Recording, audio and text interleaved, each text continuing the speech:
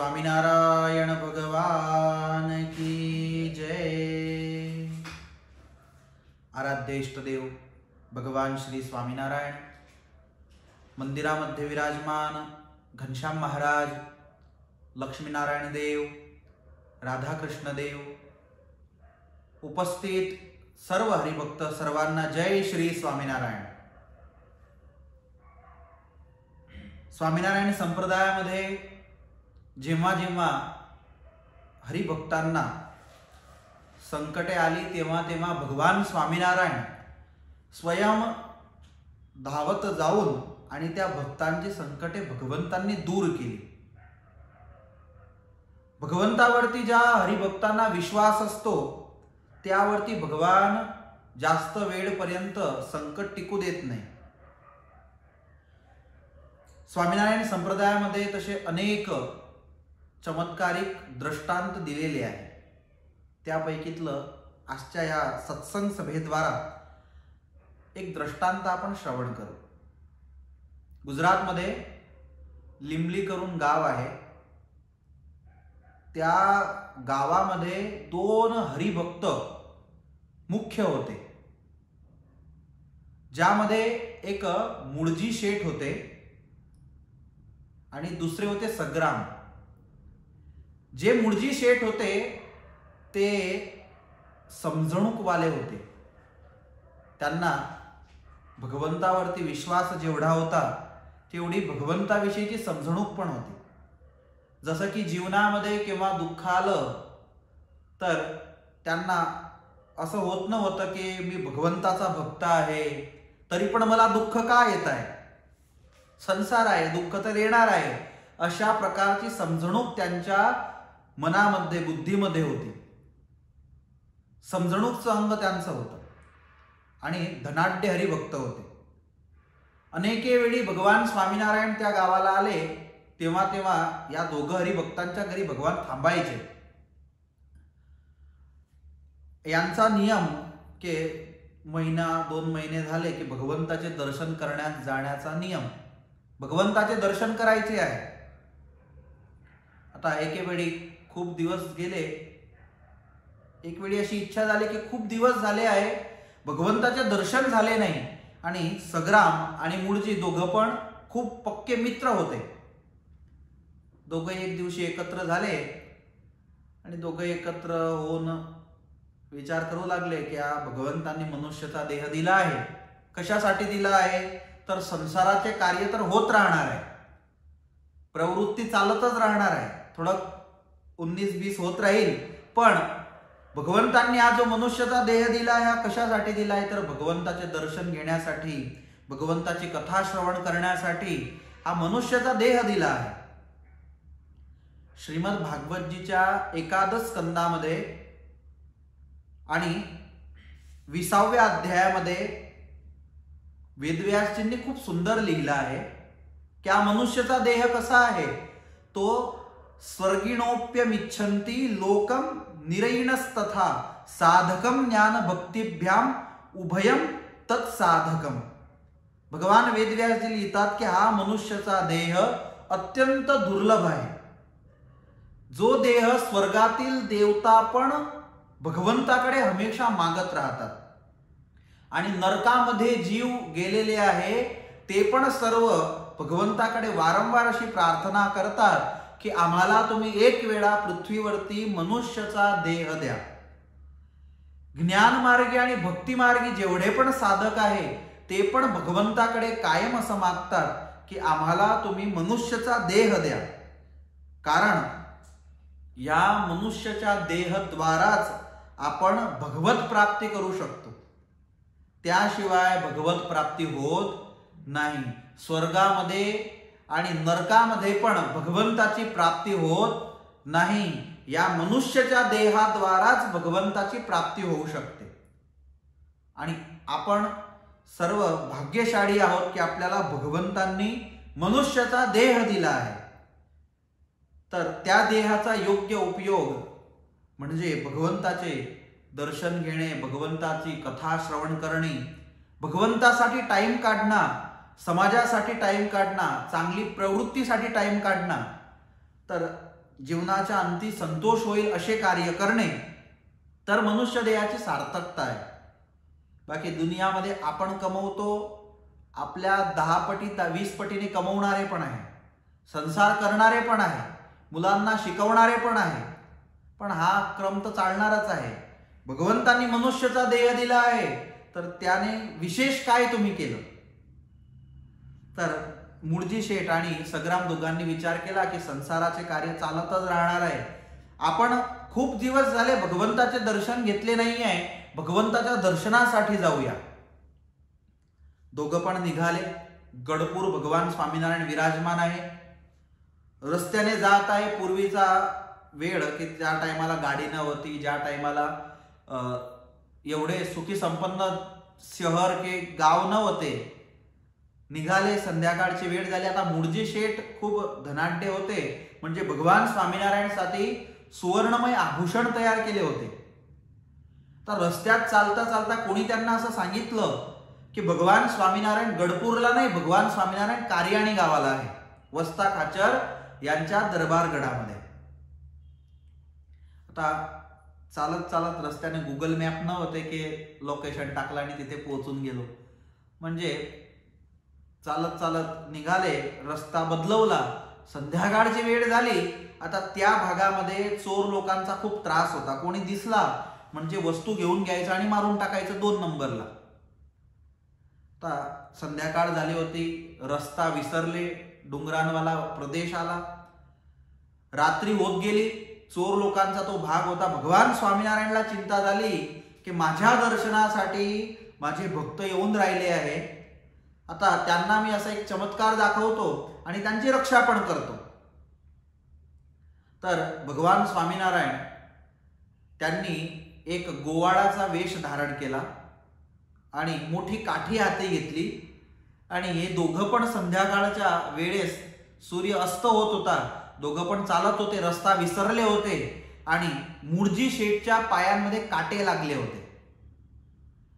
चालत चालत दोघं पण थकले आहे, तहान लागली आहे. भगवान स्वामीनारायण खांद्यावरती काठी घेऊन समोर भेटले. भगवान स्वामीनारायण म्हणतात की कुठे जात आहात? यांना पण आनंद झाला की एवढा रस्ता पार केला, कोणी अजून भेटला नाही, पण आज हे समोरून मनुष्य भेटले आहे. सांगितलं की आम्ही कार्याणी जात आहोत. तेव्हा भगवंताच्या वेशामध्ये जे गोवाळ होते त्यांनी सांगितलं की मी पण तिकडेच जात होतो, पण तुम्हाला सांगतो की हा रस्ता तो नाहीये, इथे तर खूप चोर लोक राहतात, तुम्ही चला माझ्या सोबत सोबत, मी तुम्हाला कार्याणीचा रस्ता दाखवतो. आणि भगवान स्वामीनारायण पुढे चालू लागले. मुळजी शेठने विचारलं की तुम्ही कोण आहात? तर त्यांनी सांगितलं की मी गाई चारणारा आहोत आणि मला तिकडेच जायचं होतं. भगवान स्वामीनारायणची चाल ते थोडी स्पीड मधली होती. भगवान स्वामीनारायण दोघांना म्हणायचे चला लवकर लवकर. हे म्हणायचे की आम्ही 2 कारण आहे, एक तर तहान लागली आहे आणि दुसरं पायांमध्ये काटे आहे, काटा लागले आहे. मुळजी शेठच्या पायामध्ये 3 काटे लागले होते. भगवान स्वामीनारायणांनी स्वतः त्यांना झाडाखालती बसवलं, हातामध्ये त्यांचे पाय घेतले आणि चिमटा घेऊन त्या चिमट्याने मुळजी शेठच्या पायातून भगवान स्वामीनारायण यांनी काटा काढले. नंतर चालू लागले. त्यानंतर भगवान स्वामीनारायण म्हणतात की चला लवकर, ते आता तहान लागली आहे. भगवंतांनी सांगितलं की त्या डोंगरावरती पाणी आहे, चला वरती जाऊ. हे म्हणता आमच्याने चाललं जाणार नाही. भगवान स्वामीनारायण स्वतः तो डोंगर चढले, पाणी आणलं, या दोघांना पाणी पाजलं आणि नंतर मग ते त्यांच्या मागे चालू लागले. कार्याणी गाव आलं आणि कार्याणी गावामध्ये गावाच्या बाहेरच भगवंतांनी सांगितलं समोर गाव दिसतंय, माझं काम इथेच होतं, तुम्ही जा आता पुढे. मुळजी शेठ म्हणता का हो, तुम्ही आमचे काटे काढून दिले, रस्ता दाखवला, आता तुम्हाला एवढी मदत आमची तुम्ही केली तर तुम्हाला काही पैसे पाहिजे आहे का? आम्हाला तुम्हाला काहीतरी भेट द्यायची आहे. तर त्या टायमाला त्यांनी सांगितलं की बघा मला कोणते तुमच्याकडे भेटची अपेक्षा नव्हती, तुम्ही बस भगवंताचे दर्शन करण्यास निघाले आहे, तुम्ही भगवंताचे दर्शन कराल म्हणजे त्यातून पुण्य मला पण मिळेलच. कोणाचा हात पकडून तुम्ही भगवंताच्या सत्संगामध्ये दर्शनासाठी घेऊन आणा तर त्याला जे पुण्य लाभतं तेवढं पुण्य तुम्हाला पण लाभत असतं. म्हणून हमेशा दुसऱ्यांना भगवंताचा रस्ता, चांगला मार्ग जसा सापडेल तसे प्रयत्न करावे. पापाचे कार्य जो करत असतो त्याची हालत आपण दुनियामध्ये बघत असतो. पुण्याचे कार्य जो करत असतो त्याचे पण त्या प्रकारे पुण्य संचित होतात. तर त्या प्रकारे त्याला भगवान तशा प्रकारे मदत करत असतात. असं भरपूर जागेवरती पाहण्यास मिळतं.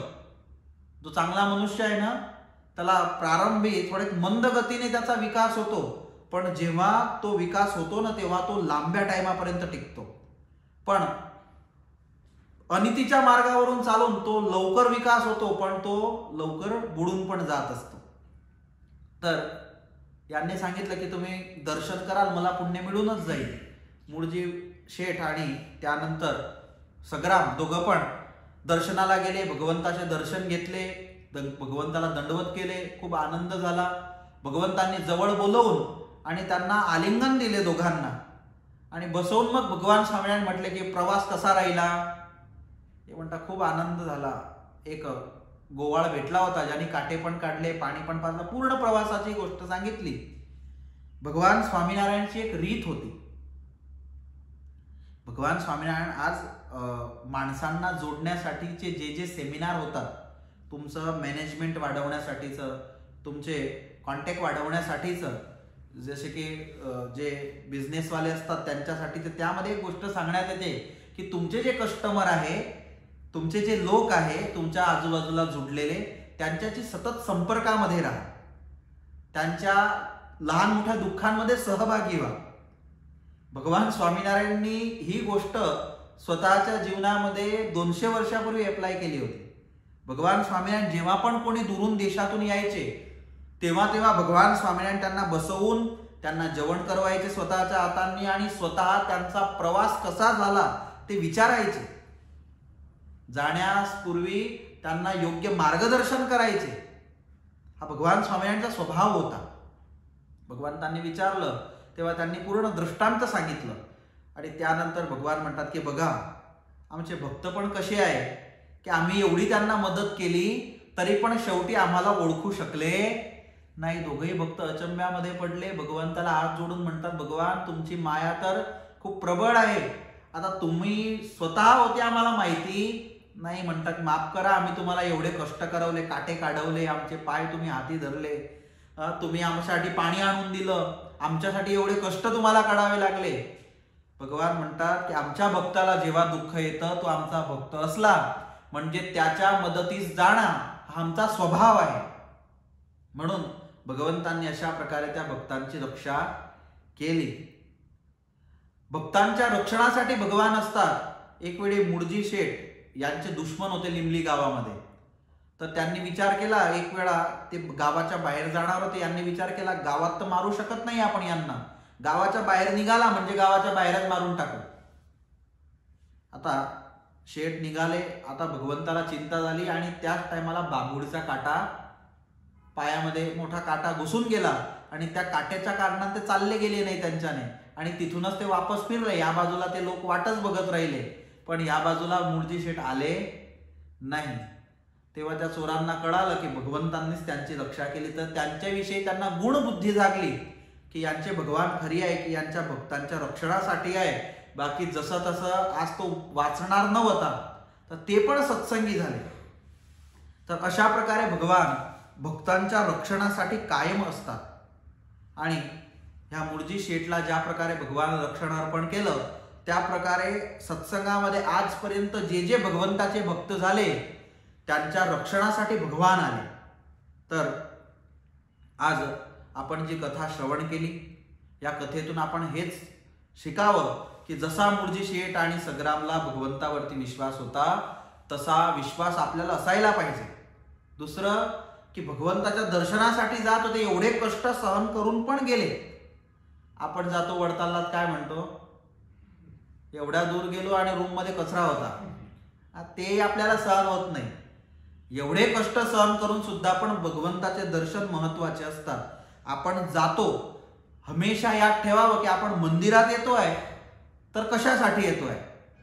आपल्या मनामध्ये नक्की असावं की मी मंदिरात जात आहोत तर हे फक्त आणि फक्त सत्संग करण्यासाठी जात आहे, भगवंताचे दर्शन घेण्यासाठी जात आहे तर मंदिरामध्ये जातो व एवढ्या 500 किलोमीटर दूर जातो, तर हा उद्देश आपल्या मनामध्ये नक्की असायला पाहिजे. मंदिरात गेले, मला कोणी बोलवलं नाही, माझ्याकडे कोणी बघितलं नाही, हे आपण मनात ठेवतो. पण भगवंतांनी कोणते वस्त्र घातले आहे, आज स्वामींनी कोणती कथा सांगितली, हे याद राहत नाही. पण साबुदाण्यामध्ये मीठ कमी होतं ते नक्की याद राहतं. तर ह्या गोष्टी आपण लक्षात ठेवावं की आपण जे काही करतोय त्याचा उद्देश आपल्या डोळ्यासमोर असायला पाहिजे, तर ते 100% सफळ कार्य होत असतं. आता आपल्या श्री स्वामीनारायण मंदिर जळगावद्वारा भारतातील 4 मुख्य धाम आहे. त्या 4 मुख्य धामांपैकी जगन्नाथपुरीला आपण कथेचं आयोजन केलं आहे, ज्यामध्ये त्याची जी विगत आहे ती मी आजच्या कथाच्या माध्यमातून तुम्हाला सांगतो. भगवान स्वामीनारायण जगन्नाथपुरीला 10 महिन्यांपर्यंत राहिले होते, जिथे भगवान श्रीकृष्ण यांचं हृदय आहे. अंतिम संस्कारची वेळ आणि भगवान जगन्नाथजी यांचा महिमा भगवान स्वामीनारायणांनी वारंवार सांगितला आहे. तर ते जगन्नाथ तीर्थामध्ये तीर्थराज जगन्नाथजी जगन्नाथपुरीला आपण कथा आयोजित केली आहे. खूप वर्षांपासूनचा आपला संकल्प होता आणि त्या कथेमध्ये ज्या रीतीची व्यवस्था आहे त्यामध्ये खास करून आपला तिथला जो आश्रम आहे तो आपला स्वामीनारायण मंदिर आहे, जे 18 एकरमध्ये आहे. आम्ही बाकीची पण व्यवस्था बघितली होती, पण त्यामध्ये व्यवस्था जशी वडतालला आपल्याला मिळाली, कारण की मुख्य उद्देश आपला असा आहे की भगवंताचे दर्शन आणि कथा श्रवण करणे, आजूबाजूच्या स्थळांना फिरणे आणि व्यवस्था चांगली मिळावी. त्या सर्व गोष्टींना पाहता आपलं स्वामीनारायण मंदिर जगन्नाथपुरीला आहे, त्या मंदिरामध्ये आपण कथा आयोजित केली आहे, ज्यामध्ये 2 प्रकारांचा आपण प्रवास करणार आहोत. एक आहे स्लीपर कोच AC, इथून जाणं येणं. तिथे पण सरदारला जे हरिभक्त गेले असतील त्यांना माहिती असेल, तिथे ते AC तंबू होते VIP हरिभक्तांसाठीचे, यजमानांसाठीचे. तेच तंबू तिथे आपल्याला राहण्यासाठी मिळणार आहे. तिथे AC हॉल, कथाचा खूप सुंदर हॉल आहे. जेवणाची व्यवस्था पण वडताल सारखीच आहे आणि खूप सुंदर आश्रम आहे नॅचरल वातावरणामध्ये. आणि दुसरा जो पर्याय आहे तो आहे स्लीपर AC, स्लीपर फक्त, ज्यामध्ये AC डबा नसतो, तो फक्त स्लीपर, जसे आपण वडतालला गेलो होतो. तर ह्या 2 प्रकारे प्रवास करणार आहोत. तिथे 8 जागेवरती फिरण्यासाठी पण जाणार आहोत. तर त्यामध्ये स्लीपर कोच AC जाणं येणं राहणं 8 की 9 दिवस तिथे थांबणं आणि या 8 जागेवरती फिरणं, यासाठीची रक्कम आपण 9,000 रुपये सर्व गावाकडील पण हरिभक्तांना दर्शन होऊन जातील त्यासाठी ठेवले आहे.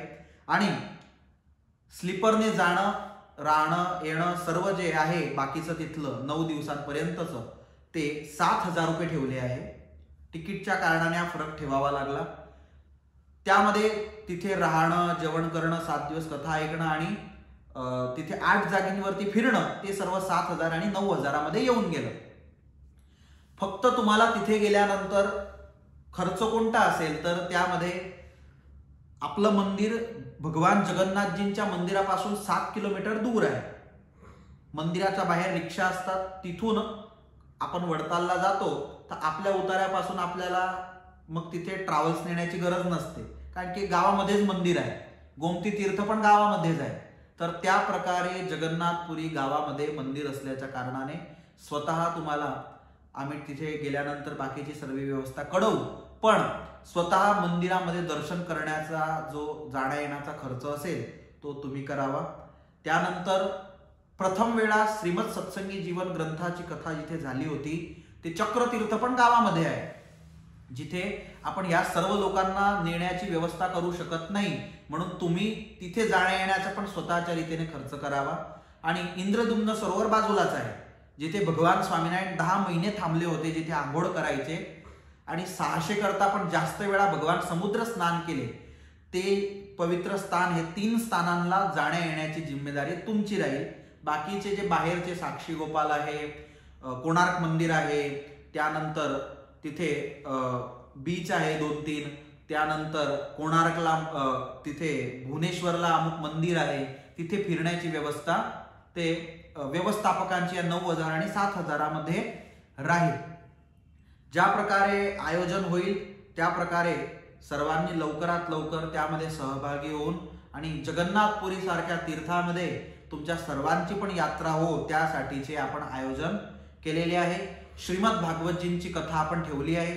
सकाळी 8 ते 12 पर्यंत कथेचा टाइम राहील. नंतर दुपारनंतर जे आजूबाजूचे प्रसादीचे स्थळ आहे दर्शनार्थीसाठीचे ते फिरण्यासाठी घेऊन जाण्यात येईल. आणि त्यानंतर रात्रीला 1 तासाचं भगवान स्वामीनारायण यांच्या जीवनावरतीचं प्रवचन सारखं व्हिडिओच्या माध्यमातून की अलग अलग रीतीने अलग अलग संतांच्या माध्यमातून आपल्याला तिथे मार्गदर्शन प्राप्त होईल. अशा प्रकारचा कार्यक्रम आहे. दुसरं खास 6 ते 12 तारखेपर्यंत आपली 7 दिवसाची कथा आहे, ज्यामध्ये 5 तारखेला आपल्याला भुसालवरून आणि कल्याणवरून निघायचं आहे. ज्या हरिभक्तांना स्वतः तिथे पोहोचून जायचं असेल त्यांनी तिथे राहणं खाणं आजूबाजूला फिरणं त्याचे 5,000 रुपये भरून द्यावे. तिकीट आम्हाला जर व्यवस्थापकांना करायचं झालं तर 7,000 ने 9,000 मी सांगितलं त्या प्रकारे करायचं आहे. दुसरं की तिथे ज्या प्रकारची व्यवस्था आहे ती व्यवस्था आताच आम्ही तुम्हाला सांगत आहोत. त्या व्यवस्थाला आताच तुम्ही लक्षात घेऊन आणि तिथे यायचं आहे. हे आतापासूनच आपण या कथेच्या माध्यमातून ती वस्तू इथे क्लिअर करत आहोत. 30 मार्चच्या आधी तुम्ही तिकीट द्यायची आहे. तिकिटेसाठी नाव द्यायचे आहे आणि गावोगावी एक हरिभक्तांना आम्ही सांगितलं आहे. तुम्ही आपल्या मंदिराच्या मोबाईल नंबरवरती कॉल करून पण सांगू शकतात आणि अर्धी रक्कम भरून तुमची तिकीट तुम्ही कन्फर्म करू शकतात. बाकीची रक्कम तिथे गेल्यानंतर पण दिली तर चालेल, कारण रेल्वेच्या तिकीट करायचं आहे म्हणून. तर अशा रीतीचा आपला जगन्नाथपुरीची कथाचा प्रवास राहील. आपण सर्वांनी भगवंताच्या दर्शनासाठी कथा श्रवणासाठी आणि एक आनंद घेण्यासाठी सर्वांनी यावं. जय श्री स्वामीनारायण.